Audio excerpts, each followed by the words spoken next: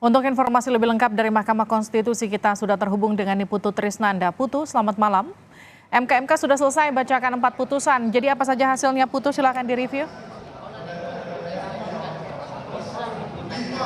Ya, selamat malam Livi dan juga saudara. Ada beberapa hal yang kemudian menarik dari putusan MKMK pada hari ini. Bagaimana kemudian ada 9 hakim Mahkamah Konstitusi yang keseluruhannya ini dilaporkan kepada Majelis Kehormatan Mahkamah Konstitusi. Tadi pada saat sore hari persidangan pertama pada saat membacakan putusan pertama pada jam 16.00 waktu Indonesia bagian Barat dibacakan hukuman secara kolektif atau sanksi secara kolektif di mana ke-9 hakim ini dinilai telah melanggar kode etik dari hakim konstitusi, di mana beberapa diantaranya, maksud kami 9 hakim ini dinilai tidak bisa menjaga kerahasiaan, kemudian juga masing-masing hakim ini dinilai telah menerapkan prinsip eueuh pekeueuh atau prinsip Jawa yang kalau diartikan secara nasional begitu Livi dan juga saudara, ini membuat posisi Anwar Usman sebagai ketua yang kemudian harusnya setara dengan para anggota dari hakim konstitusi ini tidak terjadi. Bagaimana kesetaraan di antara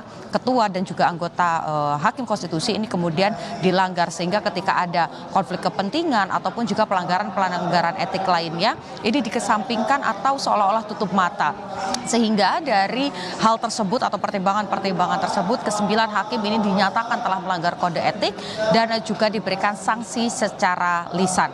Kemudian juga pada putusan kedua ini maksud kami Majelis Kehormatan dari Mahkamah Konstitusi ini juga menyampaikan putusan untuk Saldi Isra. Kita tahu nama Saldi Isra ini sempat ramai diperbincangkan di ranah publik karena menyampaikan dissenting opinion yang cukup emosional. Bagaimana kemudian dalam kalimat pembukanya Saldi Isra menyampaikan kekecewaannya, rasa bingungnya karena ada perubahan pertimbangan pada saat 3 putusan pertama disampaikan dan pada saat putusan 90 dibacakan terkait dengan syarat capres-cawapres yang di dalamnya ada usia 40 tahun dan atau pernah memiliki dan sedang menjabat sebagai kepala daerah. Ini yang kemudian ramai diperbincangkan kepada publik. Rasa emosional ini juga diperbincangkan publik, menuai pro dan kontra.